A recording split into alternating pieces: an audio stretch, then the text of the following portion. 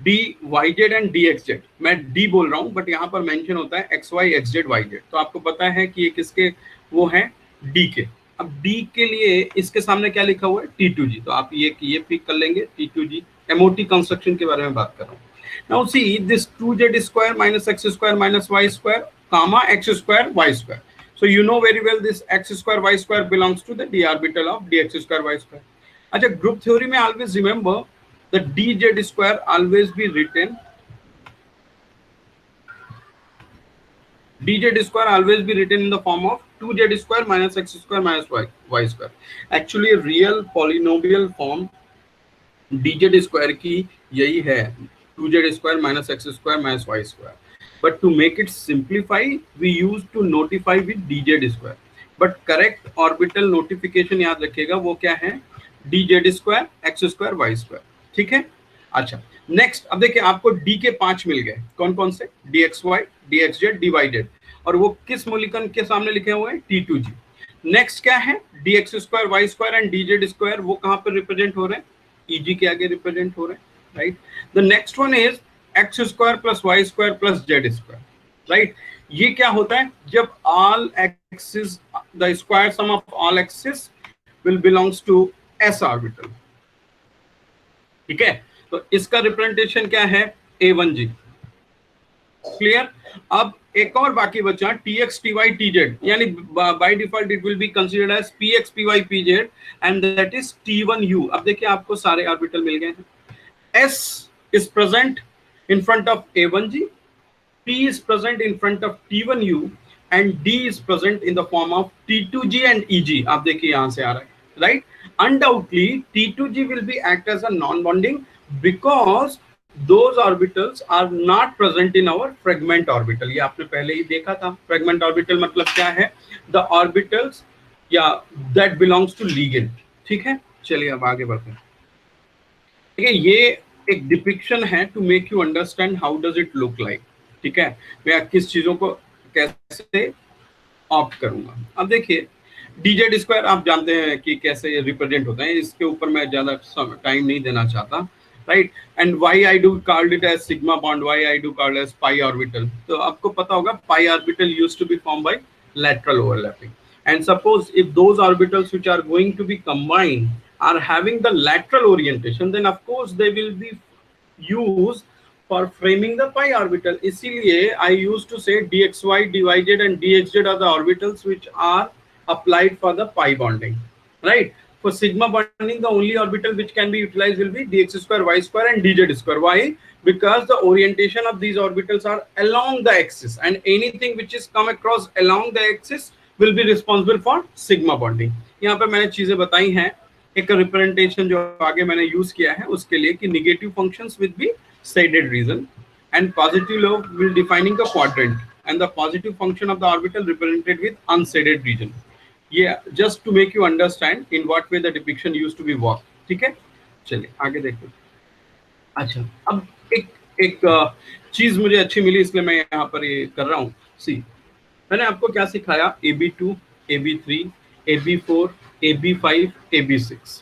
अच्छा अब ध्यान से सोचिएगा कि suppose if you do have a information about AB3 या B3 की है, B3 मतलब क्या है, L3, for a while you consider it as L3। L3 क्या है, फ्रेगमेंट ऑर्बिटल, और फ्रेगमेंट ऑर्बिटल क्या करस्पॉन्ड करते हैं, लिगेंड को करस्पॉन्ड करते हैं। अच्छा अगर आपके पास if you do have the information about L3 orbital और मैं आपसे बोलूं try to plot it with respect to L6, कर पाएंगे क्या? ऑफ कोर्स अगर दो L3 हैं तो आप L6 तो अचीव कर ही लेंगे ना। Just you have to make a permutation combination of L3, then you will be get the information of L6। Similarly अगर मैं आपको बोलूं कि आपको L5 बनाना है तो क्या करना होगा? तो आपको सिंपल सी बात है, L3 और L2 के अगर आपको डिपिक्शंस बताऊं तो आप L5 बना लेंगे, बराबर है ना। और इसके अलावा आप ये याद रखिएगा, कोई भी ऑर्बिटल्स आपको दिया जाए, if you do have information till L3 you will be able to project remaining all possible fragment orbitals। अगर आपको L3 L4 तक पता है तो आप सब कुछ बना सकते हैं, क्योंकि whatever is going to become it is going to be the combinations of remaining, जैसे मैं आपको बोलूं L4, L4 सोचिए क्या है, L4 is the combination of L2 plus L2, that is L4, है ना। अब L3 क्या है, L3 is the combination of L2 plus L, है ना। L6 क्या है, it can be a combination of L3 L3 और L4 प्लस L2। याद रखिएगा जब भी कंफ्यूजन क्रिएट हो तो अगर कोई ऑर्बिटल सेम उससे बन रहा है तो उसे ही प्रिफर करिए, ठीक है। चलिए खैर, बाय द टाइम आप इसे समझेंगे। ये एक प्रोबेबल स्टोरी मैंने ड्रा की है जो L6 तक वैलिड है, मैंने L6 तक सॉल्व किया इसलिए मुझे पता है। अब इसमें भी सेम चीज है, जो शेडेड रीजन है वो क्या बता रहा है और जो अनशेडेड रीजन है वो क्या बता रहा है, वही जो मैंने पहले बोला, पॉजिटिव लोब और निगेटिव लोब, ठीक है। ये क्लियर कर लीजिएगा। ये डायग्राम इंपॉर्टेंट इसलिए है क्योंकि अगर ये आपको आ गया तो मैं आपसे कुछ भी पूछूं तो आप मुझे रिस्पॉन्ड कर पाएंगे, और बहुत ही सिंपल है। अब जैसे मैं बोलूं H2 के आप साल की इक्वेशन बनाइए तो आपको पता है क्या आएगा, S1 plus S2 and S1 minus S2, है ना। तो आप जरा ध्यान से देखिए, L2 के रिस्पॉन्स के रिस्पेक्ट में मैंने क्या बनाया, दो के दोनों एक फेज में और एक अपोजिट फेज में, यानी एक बॉन्डिंग एक एंटी बॉन्डिंग। अब इससे आसान क्या होगा, L3 क्या है, L3 is the combination of L2 and L, L देखिए यहाँ पर मैंने लिखा हुआ है एक। तो अब अगर मैं इन तीनों को जोड़ूं तो एक तो ये बनेगा जिसमें तीनों एक फंक्शंस में होंगे, क्लियर है। दूसरा क्या बनेगा, ये जो एंटी बॉन्डिंग है ये किसी से कंबाइन ही ना करे। और तीसरा क्या बन सकता है कि ऐसा हो सकता है कि ये वाला जो पार्ट है, ये वाला, सॉरी ये वाला पार्ट अपोजिट फेज में चले जाए इसके, ये देखिए दो अनसेडेड एक सेडेड, ये भी पॉसिबल है, बराबर है ना। और एक तो ये भी पॉसिबल है कि ये किसी से इंटरेक्ट ही ना करे, पता ही नहीं है क्या होने वाला है, ठीक है। तो ऐसे करके मैंने L3 बनानी है। अब L4 बनाने की कोशिश करूं तो क्या होता है, 2 L2, तो देखिए एक ये दो, इसी के जैसा एक और ले आइए, ये देखिए बन गया, बहुत ही आसानी से बनेगा, आप सोचिए। अब देखिए जो दूसरा इससे कंबाइन होने जा रहा है, जैसे आपने यहाँ पे क्या किया, दोनों अनसेडेड ऑप्ट किए ना, ऐसा भी तो हो सकता है कि ये जो दूसरा वाला है यानी ये पार्ट, ये इस वाले के आउट ऑफ फंक्शन में हो, तो दो के दोनों अनसेडेड मैंने बना दिए, ये देखिए। और कोई पॉसिबिलिटी है, और कोई पॉसिबिलिटी हो तो आप मुझे बताइए। अब देखिए इसके आपने दोनों बना दिए, अब इसके दोनों बनाने हैं क्योंकि ये भी तो इसी का फंक्शन है। अब देखिए इसके केस में क्या होगा, जैसा है वैसा ही ऐड कर दीजिए, तो ये देखिए जैसा है वैसा ही ऐड किया दो पार्ट में, अनसेडेड अनसेडेड से, ये अनसेडेड अनसेडेड से, सेडेड सेडेड से, तीन बन गए आपके। अब चौथे में क्या हो सकता है, चौथे में ये हो सकता है कि ये ना एक जैसे ना जुड़े। फॉर एग्जाम्पल यहाँ पर अनसेडेड है, ये है सेडेड, तो हो सकता है यहाँ पे सेडेड आ जाए, यहाँ पे अनसेडेड आ, ये देखिए बन गया, क्लियर है ना। अब देखिए यहाँ पर जो चीजें हैं वो गोल है, यानी मैं ऐसा ऑर्बिटल समझ लीजिए बना रहा हूं। अगर पी ऑर्बिटल के रिस्पेक्ट में करूं तो कुछ नहीं करना है, आपको पता है कि यहाँ पे अनसेडेड रीजन आ रहा है ना, तो इसके नीचे जस्ट इमेजिन इसके नीचे क्या आएगा, सेडेड रीजन आएगा। तो ये अपने दिमाग में बैठा है, इसीलिए मैंने ये पोर्ट्रेट यूज किया है, right. Whatever will be asked to you, you will be able to respond it. Did you get my point. यहाँ पे क्या है, सब स्फेरिकल है ना, मैं इसको डंबल बनाना चाहूं तो क्या है, जस्ट बिलो द प्लेन अगर आप नोटिस करेंगे तो ये जो शेडेड रीजन है इसका अनशेडेड आ जाएगा। अब ये देखिए अनशेडेड है तो इसका शेडेड रीजन इसके नीचे जाएगा, ऐसे करके ये बन सकता है। मैंने एस का इसीलिए यहाँ पर एक प्रिफर किया। अब देखिए S5, ये L5 है, L5 के केस में जस्ट सोचिए तो क्या है, मैंने 3+2 लिया है, तो ये 3 के 3 यानी ये 3 इसके साथ और ये इसके साथ 5 हो गया, इनको इससे जोड़ रहा हूं मैं, ठीक है। सिमिलरली क्या हो सकता है कि अब आउट ऑफ द फंक्शंस की भी तो बात हो जाएगी, दो हो सकता है आउट ऑफ फंक्शन में चले जाएंगे, देखिए, ठीक है। अब ये भी हो सकता है कि कुछ चीजें मैच ही ना हो, तो ये देखिए, मतलब similarly you need to work out it, है ना। इससे आपके सारे आंसर्स के जवाब आ जाएंगे, फेरोसिन भी सॉल्व हो जाएगा, डाइबेंजीन क्रोमियम भी सॉल्व हो जाएगा, इसलिए ये डायग्राम दे रहा हूं। अब देखिए ये मैंने L6 के ऊपर फोकस किया, देखिए कैसे। आपको पता है L3 में ये ऑर्बिटल है एक, अभी अभी हमने बात की, देखिए जस्ट सी, L3 के तीन पॉसिबिलिटी क्या है, तीन के तीनों अनसेडेड, दो अनसेडेड एक सेडेड, और एक सेडेड और एक अनसेडेड, यही तो है। अब मैंने क्या किया, इन तीनों को एज इट इज उठा लिया, क्यों, क्योंकि मुझे L6 बनाना है। तो L6 कैसे बनेगा, it will be made up by the combination of 2l3, उसी का हम प्रयास कर रहे हैं।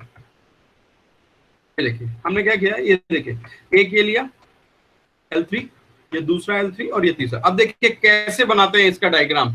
देखिए क्या किया मैंने, इसको जस्ट उसी से कंबाइन करने की कोशिश करिए। अब देखिए ये तीन ये थे, ये तीन आगे जो आ रहे हैं, ये देखिए अनसेडेड वाले 1 2 एंड 3।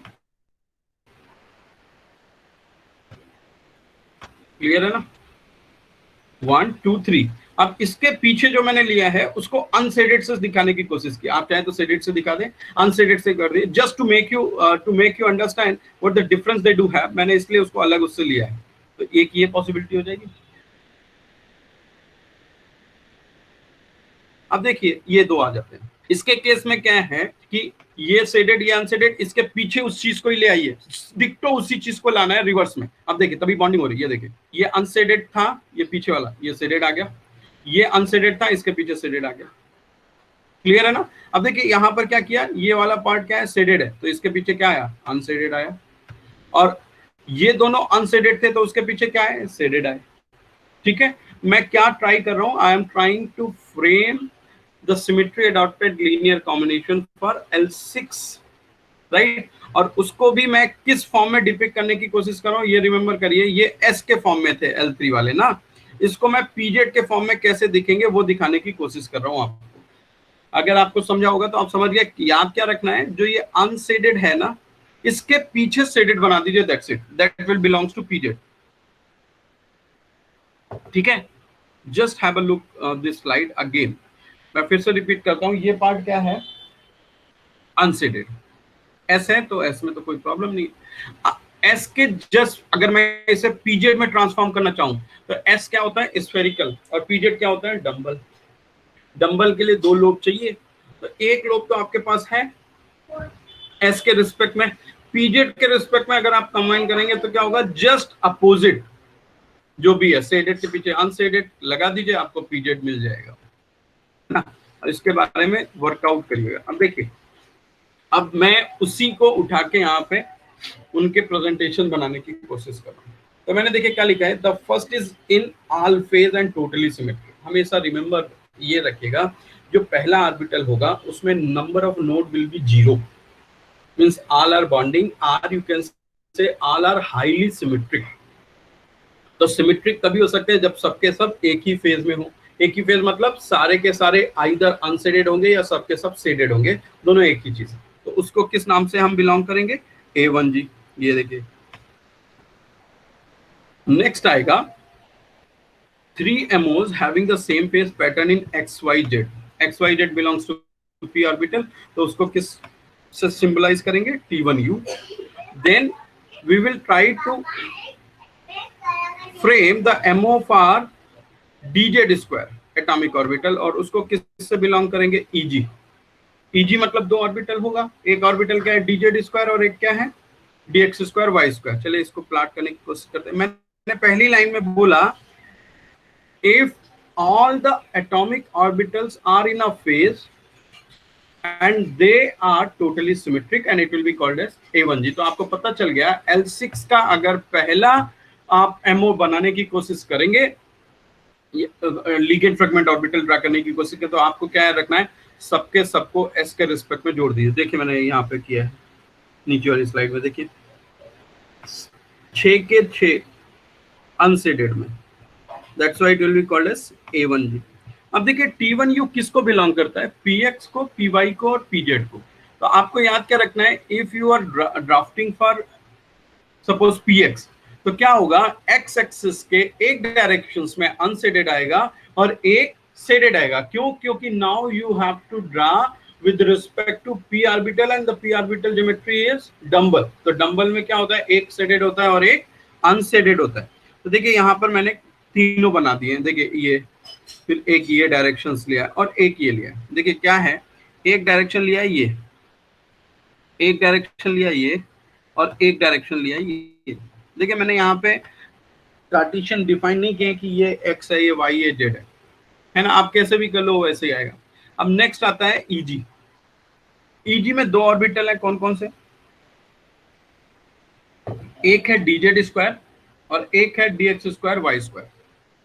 अच्छा, dz स्क्वायर को आपको याद होगा, मैंने आपको क्या बोला, dz स्क्वायर को ग्रुप थ्योरी के ढंग से अगर सीखा जाए तो उसको किस नाम से रिप्रेजेंट करते हैं, d2z square minus X square minus Y square. यानी along the z axis the magnitude will be double with respect to x and y. अभी forget about dz square. Now you should focus for d 2z square minus x square minus y square means the magnitude along the z axis will be double of x and y. बस उसी को आपको plot कर देना है। ये देखिए dz square को मैंने दिखाने के लिए क्या किया, एक ही उसमें अनशेडेड में लिया और थोड़ा सा इनका स्फीयर बड़ा बना दीजिएगा, दैट्स इट।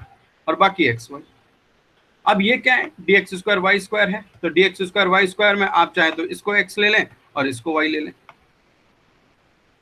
आपके ऊपर है। ये dx स्क्वायर वाई स्क्वायर हो गया। चलिए आगे बढ़ते हैं। अब इनकी आइसोलोबल बनाने की कोशिश की, ये आपके ऊपर है, समझना है तो समझिए, नहीं तो कोई बात नहीं। मैंने आपको क्या किया, जैसे अभी आपको समझाया था, सबके सबको पहले s के फॉर्म में ड्रा कर लीजिए, फिर p के फॉर्म में चाहे तो ट्रांसफॉर्म कर दीजिए, तो आपके लिए आसान होगा, है ना। तो p में ट्रांसफॉर्म करने के लिए मैंने आपको क्या दिखाया, जो आपको दिख रहा था s में, उसका उल्टा करना है। उल्टा मतलब यहाँ पे a1g में देखिए आपको क्या दिख रहा है, या d में देखिए, छोड़ सारे आंसर दिख रहा है, कहाँ जा रहा है, जस्ट इमेजिन जहां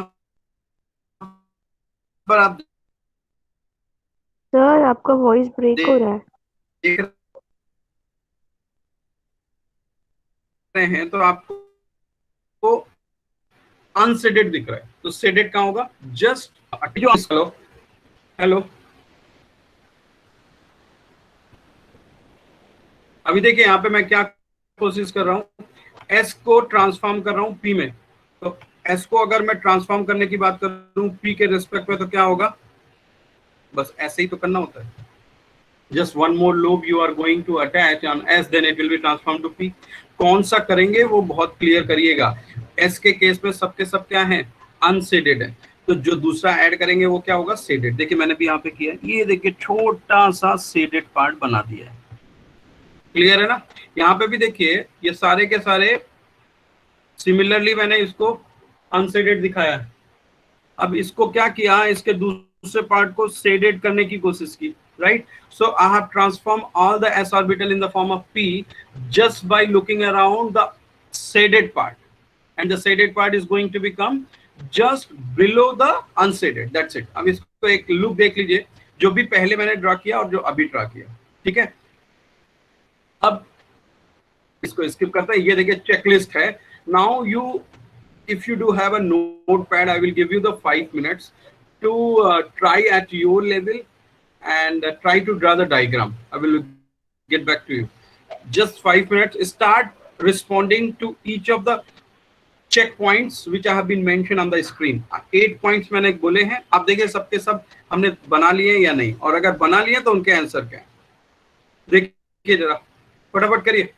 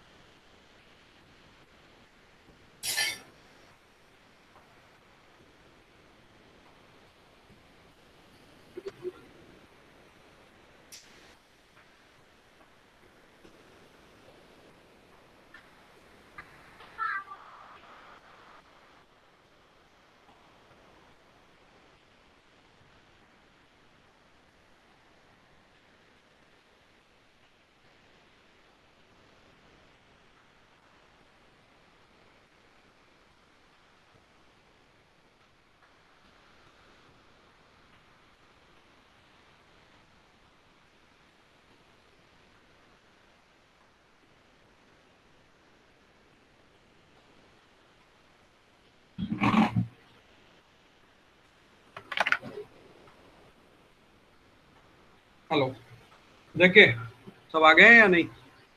हेलो हाँ सर।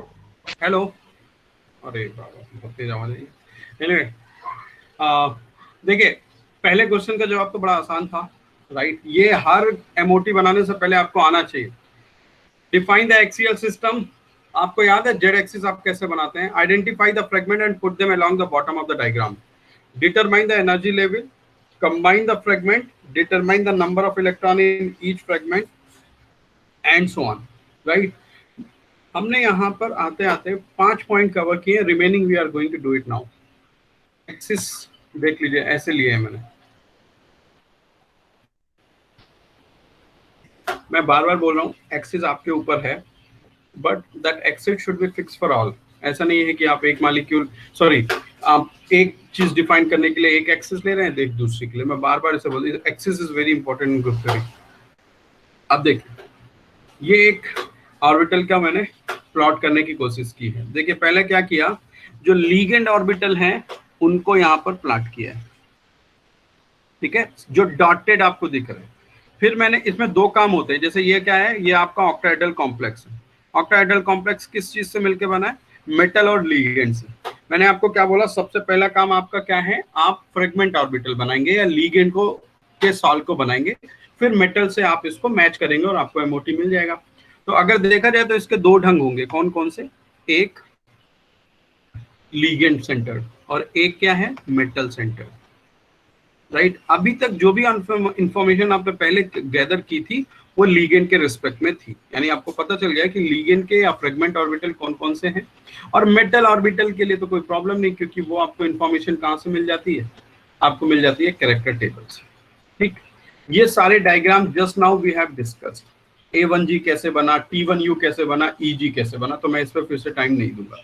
अब देखिए टोटल नंबर ऑफ ऑर्बिटल कितने हैं, 2 E के, 3 P के और 1 S का। So total number of orbital कितने हो गए? 6।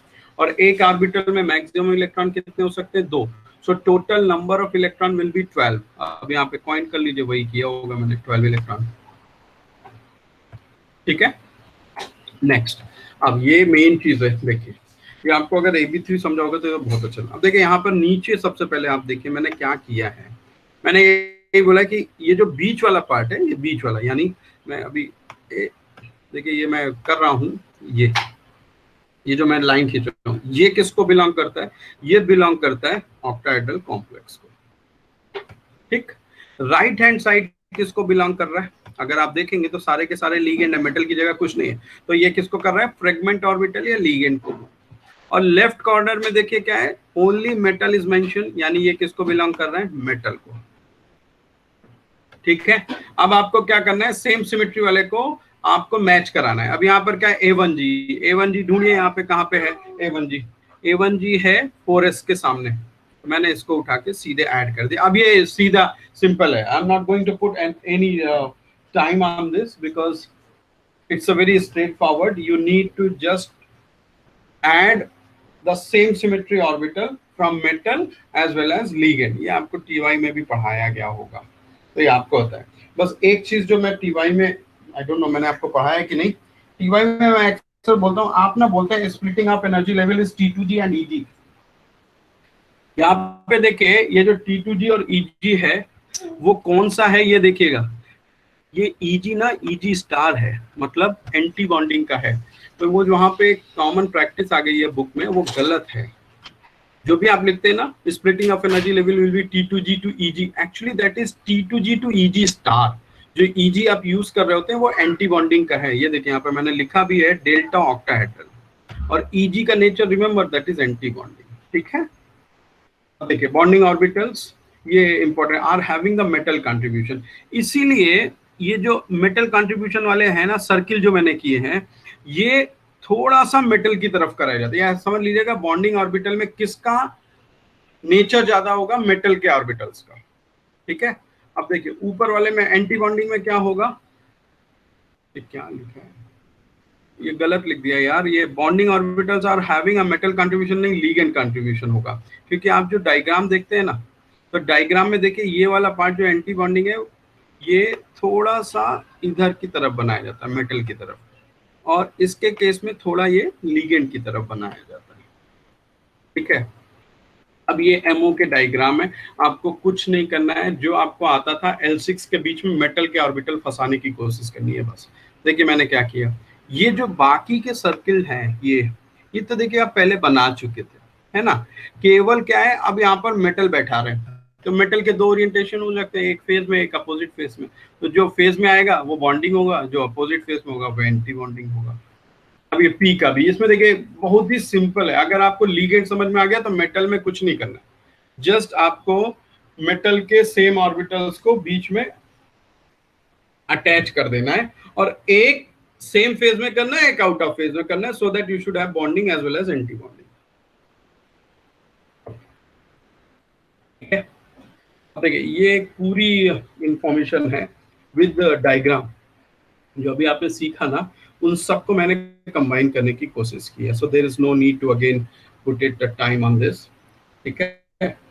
आप इसे करिएगा क्या क्या है, ये बहुत सिंपल, यही किया है, ये वाला बॉन्डिंग में जाएगा, ये एंटी बॉन्डिंग में जाएगा, ये तीनों बॉन्डिंग में जाएंगे, एंटी बॉन्डिंग, बस वही यहाँ पे क्लब अप किया, टोटल 18 इलेक्ट्रॉन फिल किए। अच्छा, so for we have talked about sigma, हमने पाई के बारे में कहीं बात ही नहीं की। Pi orbital are also very important, ठीक है। अब देखिए इसको समझिएगा, ये ना डिफिकल्ट है। देखिए इसमें क्या है, आपको एक चीज तो पता है कि पाई ऑर्बिटल के ओरिएंटेशंस क्या होगा, लेटरल ओवरलैपिंग होगी, they will not be come across along the axis, ठीक है। तो मैंने यहाँ पे देखिए एरो से रिप्रेजेंट करने की कोशिश की है, ठीक है। अब देखिए अगर देखा जाए तो टोटल लीगेंड कितने, 6, हर लीगेंड में एक सिग्मा तो होगा ही होगा, और बाकी दो किस में जाएंगे, देखा जाए तो बाकी दोनों पाई में जाएंगे। So total p pi bonds which are being possible with respect to the basis set कितने होंगे, आप ऐसे सोचिए, एक अगर along the axis suppose pz मैं ले लेता हूं, तो pz क्या होगा, pz या आप बोले z axis is being involved in the sigma bonding, तो x और y क्या होंगे, वो किस में इन्वॉल्व होंगे, पाई में होंगे। तो अगर मैं बेसिस सेट बनाऊं पाई बॉन्ड के रिस्पेक्ट में, तो कितने बेसिस सेट बनेंगे टोटल, सिंपल सी बात है 12 बनेंगे। क्यों, एक लिगेंड की अगर बात करूं, सोचिए जरा, एक लिगेंड मैं यहां लिख रहा हूं एल का क्या होगा, basis set along the axis अगर करूं तो एक एक्स होगा, एक वाई होगा, और एक क्या होगा, जेड होगा। अगर मैं ये मान लेता हूं कि जेड एक्सिस के अलोंग सिग्मा बॉन्ड में कंट्रीब्यूशन हो रहा है, तो remaining two X and Y are going to be involve in P pi. So एक लिगेंड पे कितने सेट है, 2। सो टोटल Ml6 में कितने लिगेंड है, 6। So total basis set will be 12, यही मैंने यहाँ पे बात रखी है for defining the P by bond, ठीक है। यहाँ पे एरो से डिपिक्ट किया गया।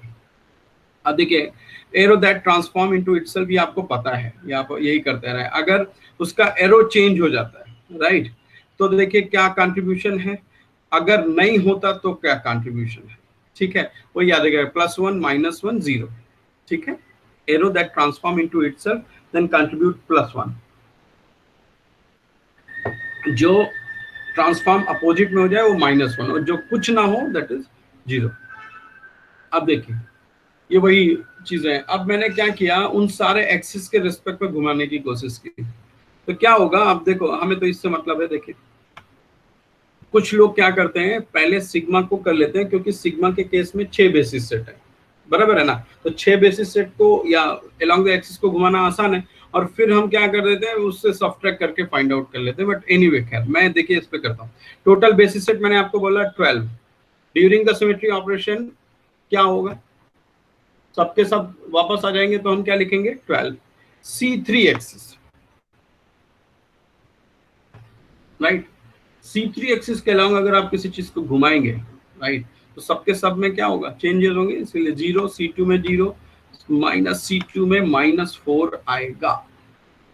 क्यों आएगा, अब इस पे मैं समय तो नहीं देना चाहता, बट एनीवे देखिए इसको जरा सॉल्व करिएगा। अगर C2 के अलावा आप तीनों को घुमाने की कोशिश करेंगे तो क्या होगा, क्या कितने C2 हैं, 3 C2 हैं, क्लियर है। अब 3 C2 के रिस्पेक्ट में आप फोकस करिए कि P के ऊपर या ऑर्बिटल वहां पे ड्रा करके देखिए क्या कंट्रीब्यूशन आता है, वो -4 ही आएगा, क्योंकि वो सबके सब अपोजिट फेज में जाने लगेंगे, ठीक है, इसलिए अब इसको सॉल्व करिएगा, वो आपको मैंने सिखाया है, तो सॉल्व करेंगे तो क्या आएगा, T1G T1U T2G T2U। ये मैं पाई के बारे में बात कर रहा हूँ, सिग्मा के बारे में बात नहीं कर रहा हूँ, ठीक है। अब इसमें आपको ये क्लियर कट पता है कि अगर अनमूव एटम यानी रिडक्शन फार्मूला से आप निकालिए, तो रिडक्शन फार्मूला में आपको याद है मैंने बताया था नंबर ऑफ अनमूव एटम से अगर कैलकुलेट कर लीजिए और उसके बाद सिग्मा कर लीजिए, तो टोटल माइनस सिग्मा करेंगे तो पाई आ जाएगा, ऐसे ही होता है। और अगर पाई पता है तो सिग्मा कैलकुलेट कर सकते हैं। यहाँ पे देखिए एक ढंग बताया है कि अदर वे राउंड क्या है कि आप क्या करिए, टोटल नंबर ऑफ एटम के रिस्पेक्ट में कैलकुलेट कर लीजिए जो आपने पहले से करते आ रहे हैं, और उसके बाद आप क्या करिए सिग्मा के रिस्पेक्ट में कर लीजिए, और उनको क्या करिए सिग्मा को टोटल से सब्ट्रैक्ट कर दीजिए तो पाई आ जाएगा। ये देखिए यहाँ पे किया मैंने,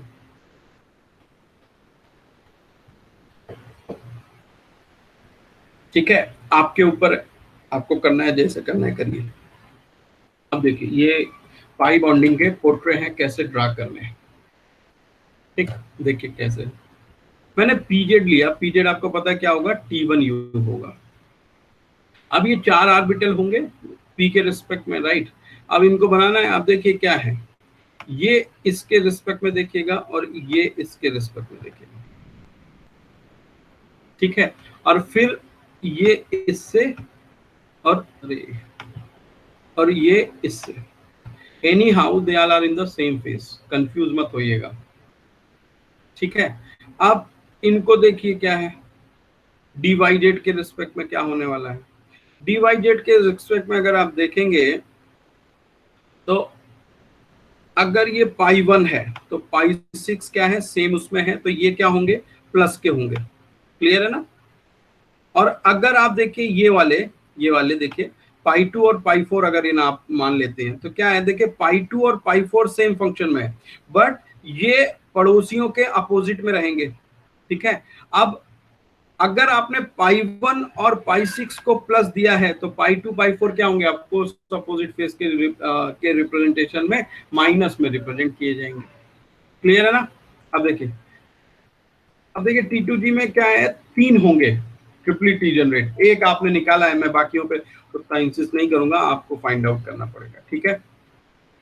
मैंने यहाँ पे बना दिया, अब फाइंड आउट करना आसानी है, जस्ट अभी जैसे पाई 1 पाई 6 हो गया, इसको पाई 2 पाई 4 कर लिया, तो ऐसा भी हो सकता है ना, माइनस एल पाई 1 माइनस एल पाई 6 प्लस एल पाई 2 प्लस एल पाई 4, ऐसा भी हो सकता है, एग्री, तो वो भी लिख सकते हैं, वही यहाँ पर करने की कोशिश की है।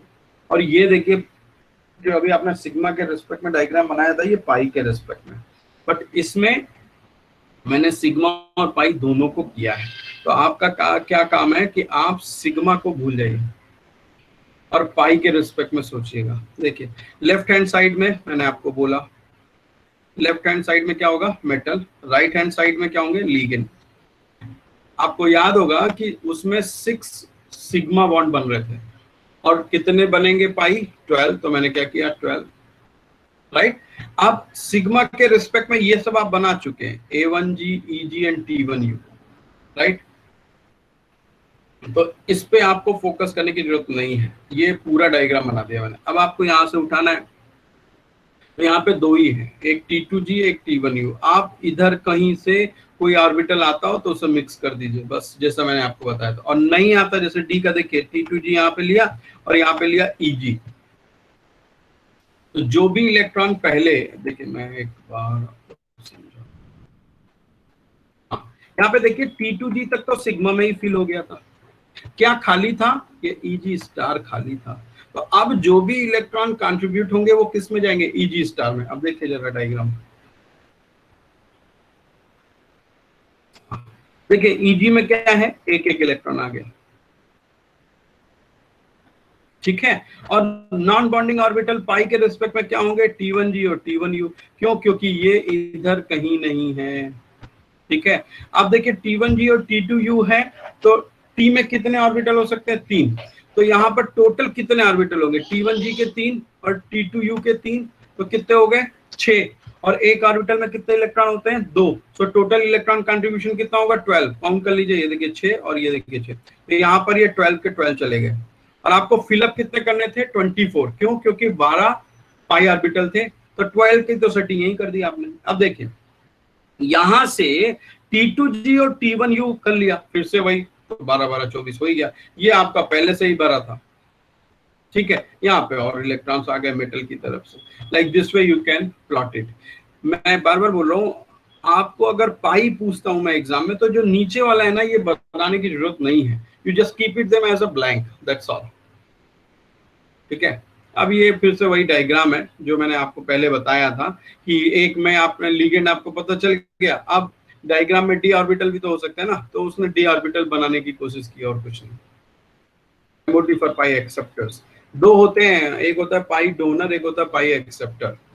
तो ये एक्सेप्टर का डायग्राम है और पहला वाला ना डोनर का डायग्राम था शायद, यस।